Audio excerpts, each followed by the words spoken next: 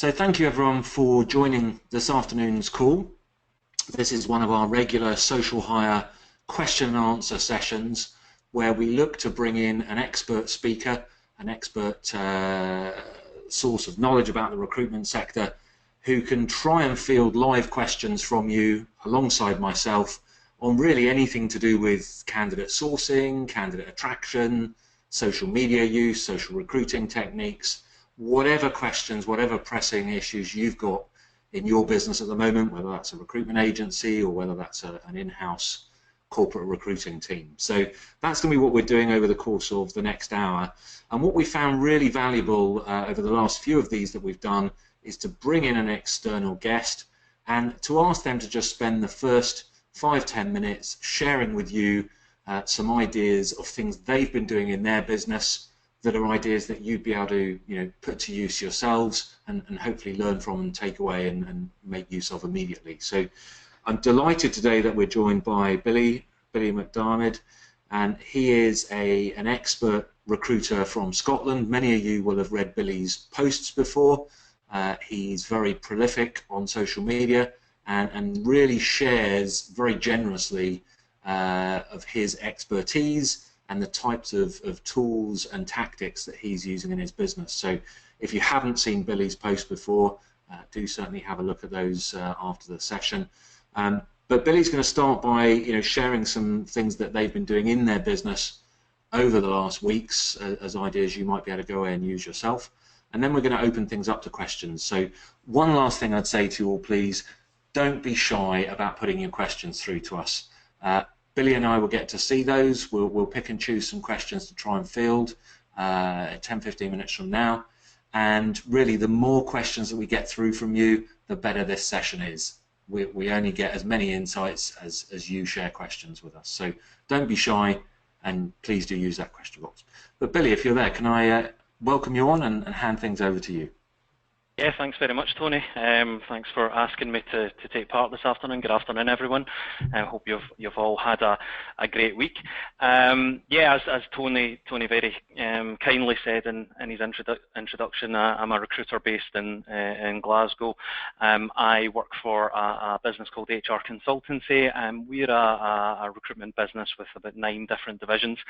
And I'm the marketing and sourcing lead for the business. So I work with all of our consultants across those 9 different divisions to solve their candidate, or to help solve their candidate sourcing and attraction challenges.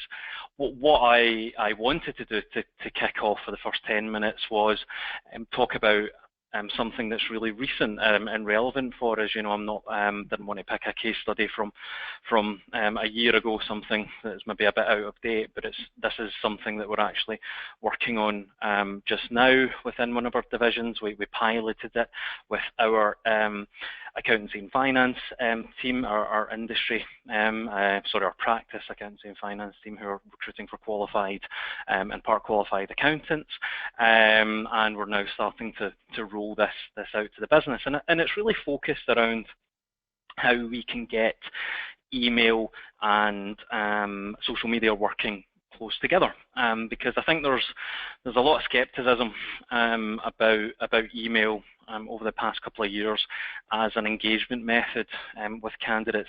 There's probably been a lot of criticism because of bad practice by certain recruiters. A lot of spamming going on, a lot of irrelevant email that's getting sent out, and certainly when I come back to HR Consultancy in January of last year, there was a lot of fear within our team, about using email as a way of attracting candidates, and that's both candidates that we perhaps haven't spoken to at all in the past, so who are new to the business, or candidates who have previously registered with us, and we do have their details on our CRM system. So, but for me, email isn't dead. It's a fantastic method of engagement. There's a brilliant report on that, the PowerPoint that talks about how effective email can actually be as an engagement tool with both consumers and business customers, and it can be up to 3 times as effective as social media. Now, I prefer to use both of them together in tandem. I think we can use social media and really good email campaigns to really get the best outcomes from both. I don't want to do one or the other. I like to do both.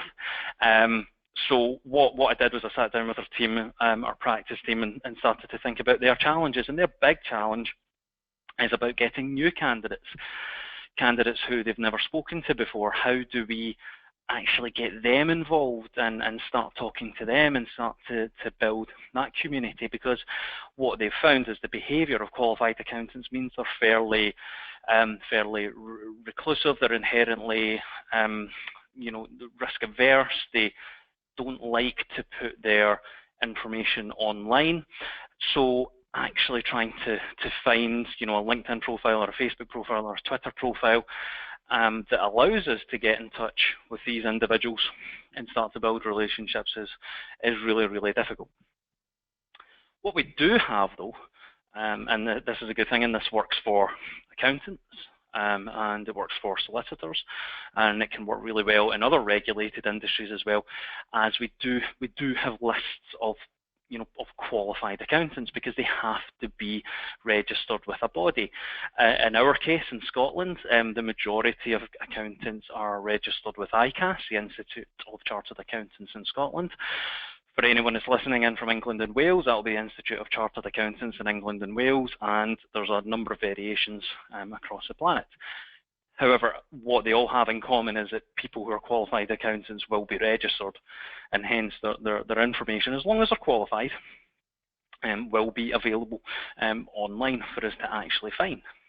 So what we can start to do is we can start to combine different sources together. So, I'm not going to not use LinkedIn. I'm not going to not use Facebook just because I've got this, but I'm going to use everything combined together. Sorry, I've just realised there's a typo on that slide. That should be obviously Facebook and not Dacebook. That must be a new Mark Zuckerberg project. But we can use everything kind of combined together to build a list. And in the first instance, the first trial project, we actually managed to find 378 part qualified accountants using LinkedIn, using Facebook, and using these public registers of information. The next step was we then scraped some of that information. So if you're not sure about what scraping tools are applications or Chrome extensions that you can install on your desktop, and you can then use them to extract information from websites. And that can include LinkedIn, it can include Facebook, and it can include these public registers. It will then take that information and it will put it into a spreadsheet. So some of the two that I use mainly are a Chrome extension called Data Miner. So you simply install that as a Chrome extension, add it, and it will automatically look at the pages that you've actually loaded. And then there's another program called Import.io, which is a little bit more complicated. It's a separate application that runs on your desktop as opposed to being part of Chrome. And it's a little bit more complicated to use, but is a lot more powerful. So we used those tools to extract candidate information into them. And what I did, I had the full name of the candidates, and I then had the company name. It is quite high volume. Now we could sit and go through 378 of those individually. And figure out the email addresses, the work email addresses for those individuals, one by one. But that's really, really quite time consuming. So what we did, and I'm going to show you this in a little minute, is we used a tool called Blockspring combined with Email Hunter to actually automate that process. But I'm going to show you that in a little second, how you can quickly do that. I'll do a quick example of how to use Blockspring and Email Hunter together. Now, all of these tools are more or less free of charge. Okay, I'm being a stereotypical tight Glaswegian. I don't like to pay money for things if I can avoid it. So I take my time to try and find and use tools that are either free of charge completely or are of as little cost as possible. The only tool that does actually cost something here is BlockSpring. Okay, BlockSpring is about $10 per month, which isn't, in the grand scale of things, isn't a massive amount of money. So what we then did with those 378 email addresses is we started to build a content campaign. Now, I suppose we've been kind of fortunate in a way. We've had quite a lot to talk about following the Brexit vote, and I'm not going to get into politics here about about the different views, but we've had quite a lot of feedback from our clients about what they think's actually going to happen. And we worked with one of our partners, Consilium, who are a chartered accountancy firm based in Glasgow, who we're fairly close to, and we got some great content from them about, okay, what does one of their partners think? What's the impact on that partner and their clients? What's going to happen? And luckily enough, actually, we had quite a positive piece.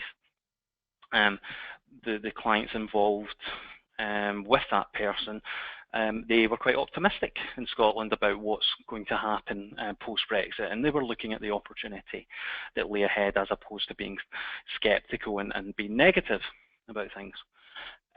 So we used that. We built a post, a blog post based on that. We used that as a paid social media campaign as well, by the way. So we did post that out onto LinkedIn and Facebook as a paid social media campaign, just to try and get a bit more traction. But mainly what we did is we put those email addresses into Campaign Monitor, which is a really, really good email marketing platform. Now, there's loads of other email marketing platforms available, but I've used Campaign Monitor for a number of years, and I have found it to be the most reliable. So we sent that information out to all 378 of those, and now bearing in mind, we've never been in touch with any of these 378 individuals. Okay, they don't know who we are as a business. We haven't registered them before as candidates. We had a 49% open rate on that email. Okay, which for me was, I didn't expect anything close to that. If we had got, a 15% open rate, 20% open rate from that email, then I would have been really, really happy. But to get a 49% open rate alongside, I think it was a 6% click-through, was a really good result for this type and for this size of campaign. But instead of just following up with 378 of those individuals, what we decided to then do was take it a little bit further and focus on those that had opened the email campaign.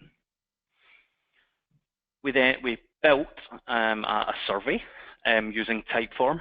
Now, Typeform, any survey software, you can generally get a free version of it, things like SurveyMonkey, etc. They're all brilliant, they're all really, really good. I started to use Typeform recently, and it's mainly because it's a bit more aesthetically pleasing. The interface is quite simple to use, and it allows you to build a survey that you can send out to people that just looks brilliant, and it's dead easy for the person to actually complete. It's really easy for them to complete it on not just their laptop or their desktop PC, but if they're on their mobile or tablet, it's as easy to use. Okay, and my aim with any surveys to clients or candidates that I'm sending out, I want it to be less than 60 seconds for them to complete. So we sent them out a really quick survey relating to what type of content they would like to see from us in the future. So would they like to see industry content? Would they like to see stuff that's out with their industry? Would they like to be invited to networking events? Or would they not like to hear anything from us at all? So we sent that out to just the 49% who'd opened that initial email. We also sent out, though, a really token incentive for completing that. Okay, it was a £5 Amazon voucher, and don't underestimate the impact that can actually have. Okay, we did a bit of A/B testing around this initially on a small sample of 50, and it did improve the completion rate of the survey by around 30%. Okay, so 30% more people completed the survey when we incentivised them with a small £5 Amazon voucher.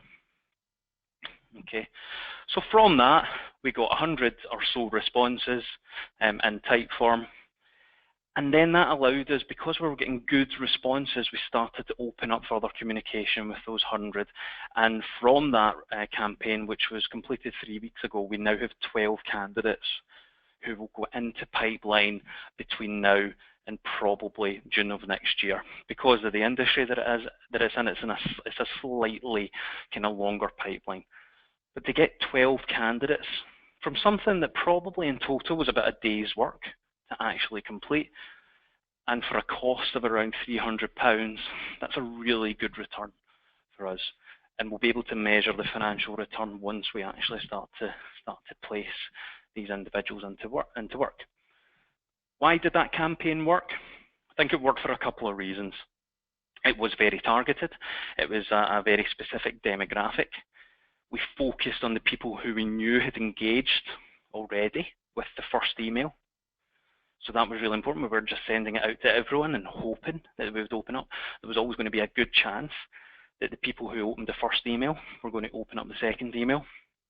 But the most important thing for me was we actually put the candidate at the core of that. We were asking their opinion. We wanted to know what they actually thought. We weren't making assumptions about it. We weren't implying that they would like one thing, that we would, the only email we sent out, they would really, really like it. We're asking them, what do you want from us as your recruitment business and as your potential agency when you're going to be moving jobs? What do you want to see from us? What's the type of thing you want to see? Do you want to see anything? And I think because we're genuinely interested, we are using those survey results moving forward. I think that made a big difference there. So I promised I would show you quickly the Blockspring and Email Hunter tool. So in true Blue Peter fashion, here's one I prepared earlier. So Blockspring, blockspring.com is a tool that allows you to connect lots and lots of different online services to spreadsheets. Now you can actually use it with both Excel and you can also use it with Google's version of Excel, which is Google Sheets. I personally prefer to use it with Google Sheets. I think it works a little bit better and is a little bit more flexible in terms of our needs. Go onto blockspring.com. It's really good at kind of taking you through a step-by-step. There is a 14-day free trial with it, so you can give it a go without having to pay anything. But as I said, it is only $10 a month once you've actually got up and running with it. So if you like what's going on with it, then sign up at very, very little cost. So once you have set it up and once you've got it all installed, and as I said, it's really good at taking you through that and giving you examples, then you can automate the process of finding email addresses. So you'll remember I spoke about using import.io and using Dataminr to find names and to find companies of individuals. I took that information and I put it into a Blockspring spreadsheet that I'd set up, okay? And the information goes into these columns, okay? We've got so I'm using my name as an example, Billy McDermott. My company name is HR Consultancy. Now it also asks for domain, okay? Now sometimes it will work without domain. To give you an example, if I take away the domain there, now it doesn't work when we take away my company's domain name because it is quite generic. But if I use an actual live example, then I can show you how it does work. So we've got the details of this person, a guy called John William Strachan Andrew. He's a qualified accountant, registered with ICAS, who are the Scottish professional body of chartered accountants. So I've got his name. I've got his company name, I've got some other information about him, but what I don't have here is I don't have his email address. but I do have his company name and his name. So what I'm going to do is I'm just going to take that and I'm going to plug it into my Blockspring spreadsheet. So I've got John, I've got Andrew, and I'm just going to take his company name, BCSPCA, and I'm just going to put that into the company name there as well. So Blockspring works via formulas, and when you get through the setup, it will help you and it will show you how to do all this. Okay, so, and we don't really have time to get through it today, but do let me know if you've got any questions about it after the session. And what I can do is put that formula into that cell, and what we can see is it's actually using just the first name and the last name and the company name. It's looked online and it's went, well, okay, I know that the domain for this organization is spca.bc.ca, and the email format is going to be first initial and last name at. So I've got jandrew@spca.bc.ca. So that's the process that we went through with all 378 of those candidates. Don't get me wrong, it wasn't perfect. There was maybe about, probably about 15% of the email addresses weren't found. But you know, compared to having to go and fill in the email addresses of 378 people, doing it for just 45 to 50 people was far quicker and far more efficient, and also reduced the chances of error as well. So, so that's an example of the type of work that I do at the moment. It's a live example. It's something that's very, very recent. So I hope that's relevant to you and your business. And I think now, Tony, I think we'll move over and take a look at any questions that are coming through. That's terrific. Thanks ever so much, Billy. Really, really interesting. And I know a lot of recruiters I'm speaking to, you know, frustrated at trying to contact candidates via LinkedIn and using their emails and getting a pretty low response rate to that. So to see another way of tapping into reaching those same people, but via email, really, really useful. So thank you ever so much for sharing that with us. I'd love to open things up to questions from people. So if you would like to send through questions that you have for us, that would be terrific. One thing I might do is, because I had a question earlier this week, was addressing some people on social media and making sure that you turn your social media presence into a sales funnel or a candidate funnel or a lead funnel, and figuring out ways that you can tweak and perfect what you're doing and A/B split test things, just as Billy was talking about there. So if I just, Billy, I'm just for one moment there going to take over being presenter and just show you one tool to give you an example of the types of ways that businesses are using social media, perhaps in a lot more structured way.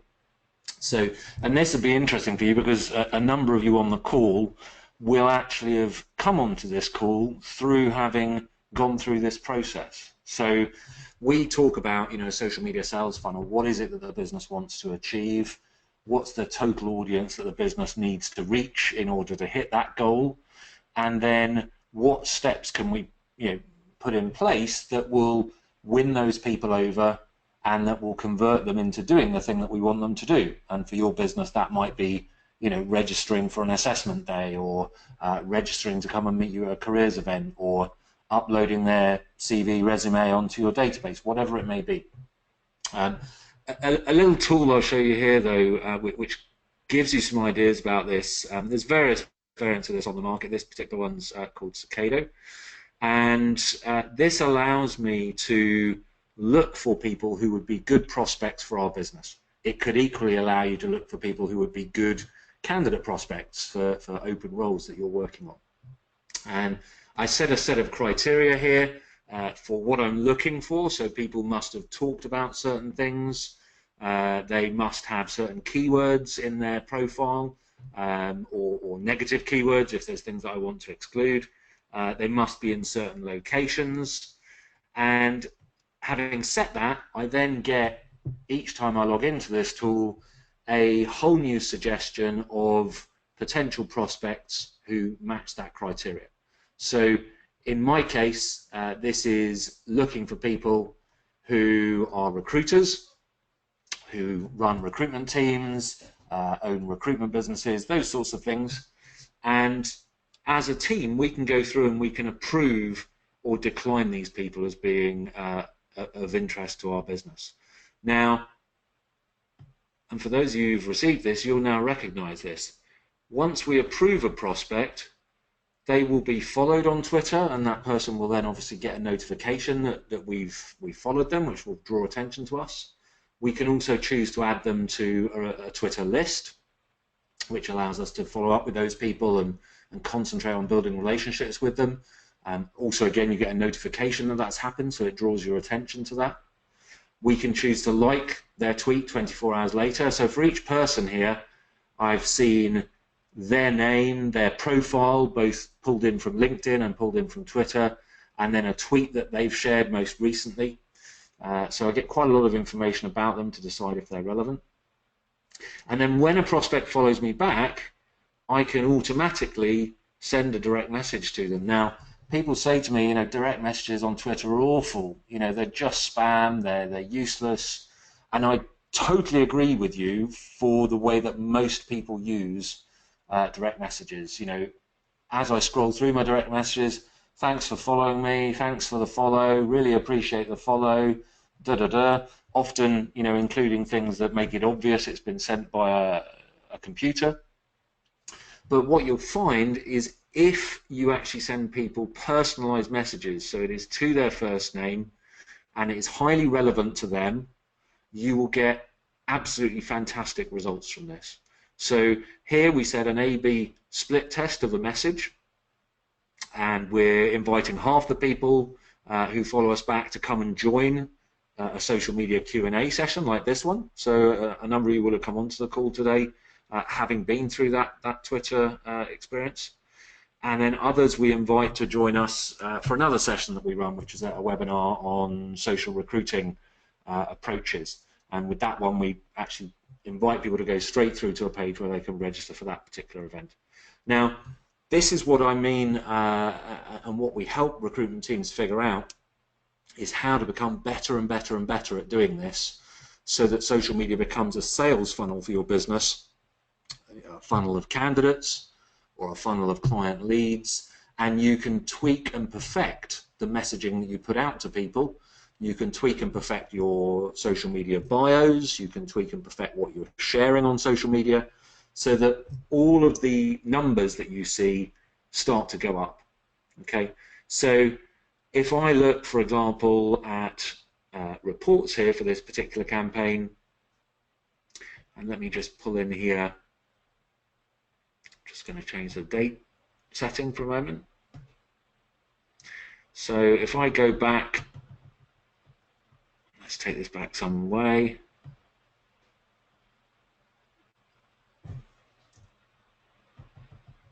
And let's bring it up to the present date. Okay, an update. Now, what you're going to see here is absolutely fascinating. 23% of people following back. So 4,000 people have followed back on this campaign during that time period. So nearly a quarter of people that we approve. So 4,000 people have got one of those two messages. Nearly 1,000 of them have replied to me personally and said, yes, I'd love to come on to the next Q&A, can you send me the link? Or no, that wouldn't be helpful, but I would like to jump on a call with you. When would be a good time? Another 300 people have clicked on the link to go through and join that webinar session. And down here we can actually see the A/B split test results. So we can see for each of those two templates how many people have responded and how many people have clicked through. And obviously only one of the two messages had a click-through option. And you can even go as far as putting a conversion rate. So you could put on your website a bit of code that would allow you to see, okay, which of these candidates, when they've got to our site, have gone on and applied for a job or have gone on and registered their CV with us. So I hope what that shows you is just an example of how social media can be made something that generates really concrete results. Recruitment businesses, recruitment teams always say to me, what are we going to see at the end of 6 months, at the end of 12 months from having worked with you on social media? We need to see more than just having won some extra followers or got some extra reach from what we're doing. And it's setting up things in this kind of manner where you can then demonstrate, okay, at the end of this period, we've optimized everything we do, and we now generate this many candidates for you each month, or we generate this many client inquiries for you each month, or this many shares of your blog content, or this many people registering for your careers events. That's when social media becomes really powerful as a recruitment tool, because you can then justify further investment in it, because you can see, if every £1,000 we invest in this brings us a return of this many candidates registered on the site, I can now directly compare that spend with us getting more LinkedIn licenses, or with us paying to advertise jobs on job boards, or licenses for people aggregators, or whatever else it may be. So I hope that's helpful. That'll be my sort of one little snippet for today. So I think Tony, on that, what's really, really useful, and one problem when I first started recruiting on social media or using social media was, how do I track all the information? How do I get it all into somewhere where I can easily see what's going on? I can easily follow up, because as recruiters, we're sometimes not great at following up, and we're not great at tracking. We'll send connection requests, or we'll send follow requests, or we'll send direct messages, and then never follow up. So what I really like about a tool like Sekido is it allows me to see everything that's going on and keep it without having to rely on spreadsheets, or without having to rely on notepads as well. And once I've got the screen back, I'll maybe like to show you another tool that allows you to pull in LinkedIn profiles actually and track those. Perfect. So, and just to make one last point on this, I mean, this is so valuable in terms of a workflow for your business, because recruitment teams will say to me, what should we encourage candidates to do, or what should we encourage potential clients to do to have our social media convert as highly as possible? And my answer is always, don't guess. Try different things, and actually then use the hard data that you get back to decide which is the best option for your business. And I'll give you a really clear-cut example of that. We used to offer people in this workflow, would they like an initial phone consultation with us to bounce around their social recruiting strategy, and for us to pick holes in that and give them ideas, or would they like to jump on one of our next webinars or one of our next Q&A sessions? And we couldn't have told you in advance, but the webinar offer, going on to a live training session or a live Q&A like this, produced 4 to 5 times more interest than offering people an initial phone consultation. So for us, having experimented with that, we then had a really clear signal that if we want to get the most interest out of social media as possible, we need to go down that route.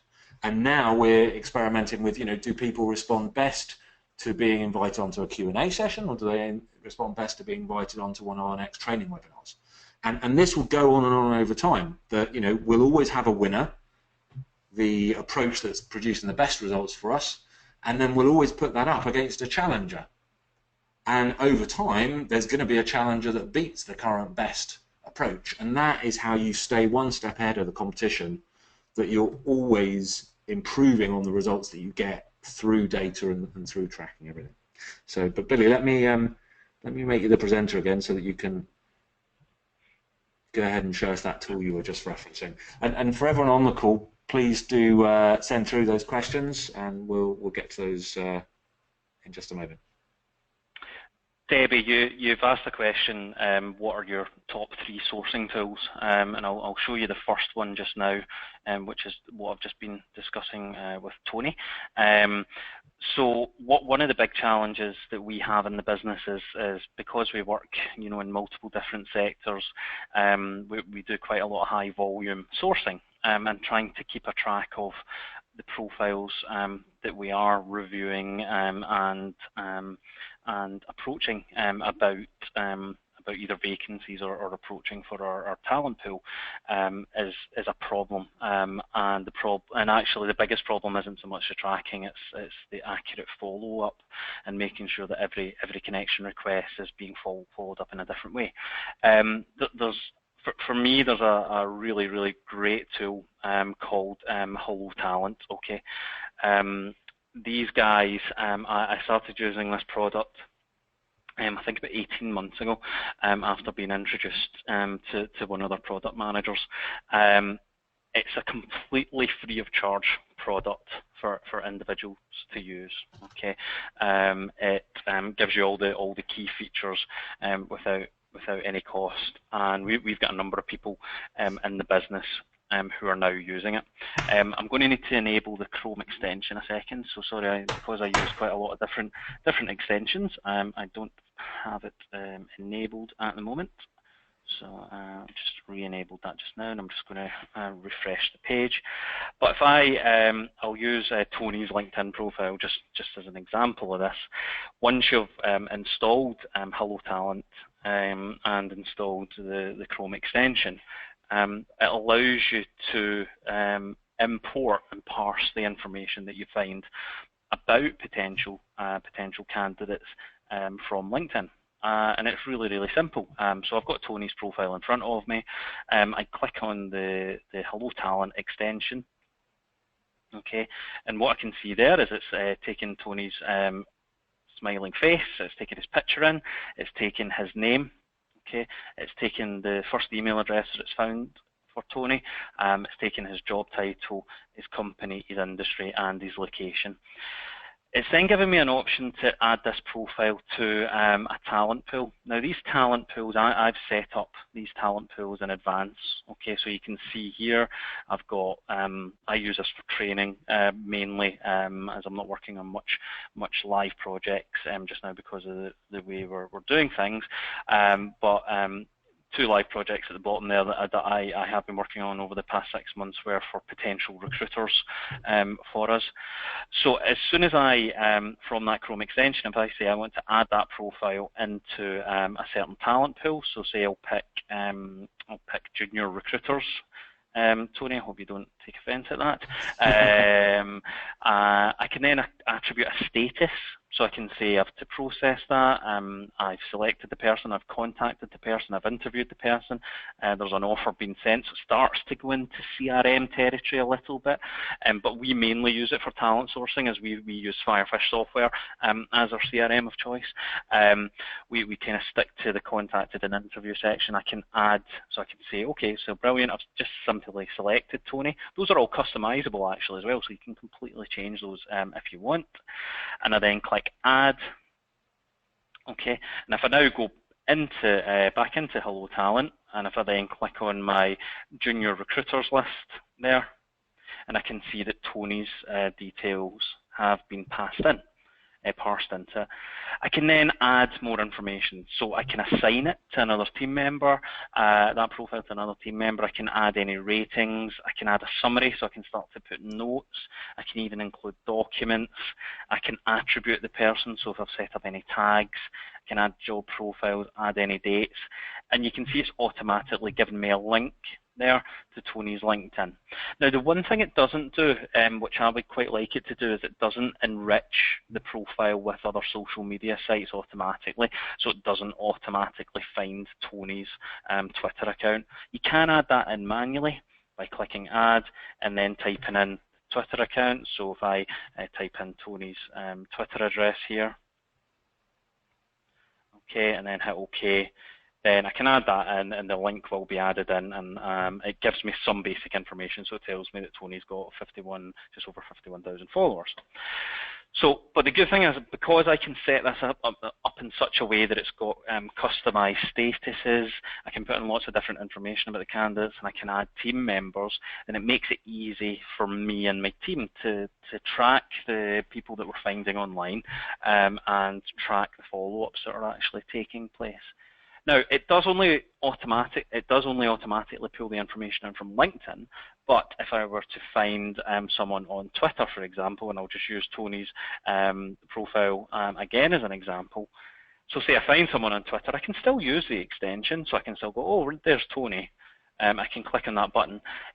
Okay, it's just not going to pull, as much information across. It will pull the name and the picture and the surname across. Okay. But it won't pull out anything else really from it. It'll pull the location, but because there's no other information there, it won't pull it across.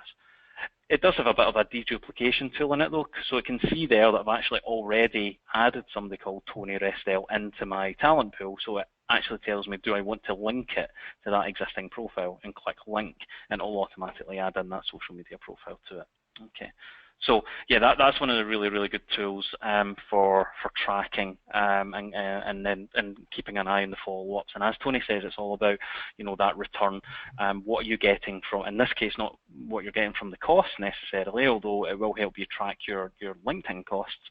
It's about your time. So if you can turn around to your manager and show exactly what you're doing and show your ratios, then it's going to help you out when it comes to performance review time. That's a great tool, Billy. Thanks ever so much for sharing that with us.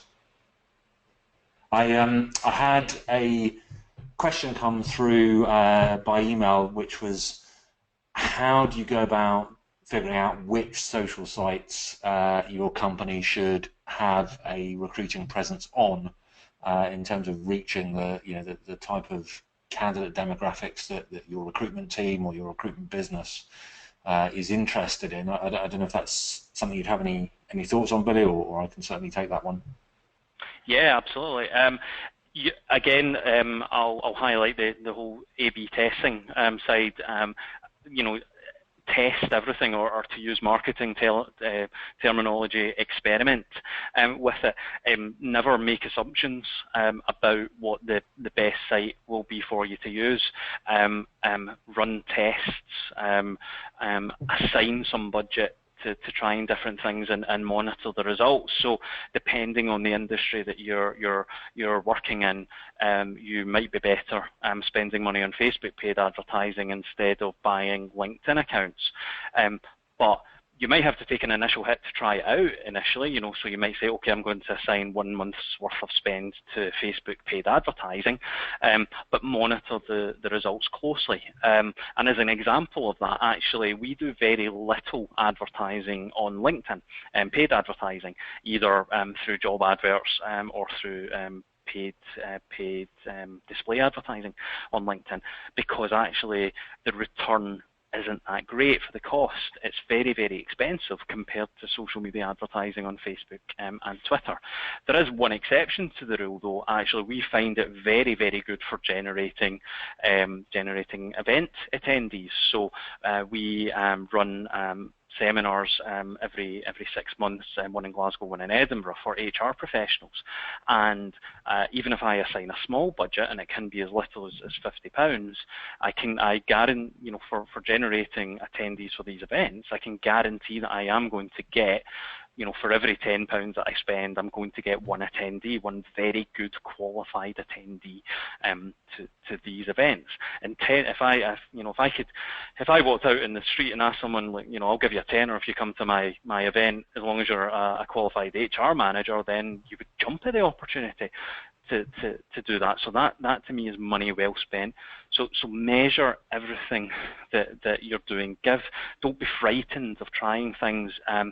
Sometimes getting budget can be difficult. I know, having worked in recruitment for 11 years, getting budget to try things without proof is difficult.